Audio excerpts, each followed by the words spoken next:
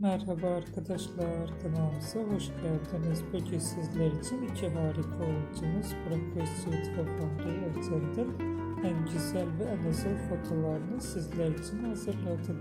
Burak Özçivit ve Fahri Erçel'in çifti Çalgıcı dizisinde birbirlerini sevmiş ve evlenmiştiler. Onların kanalında bir çocukları var.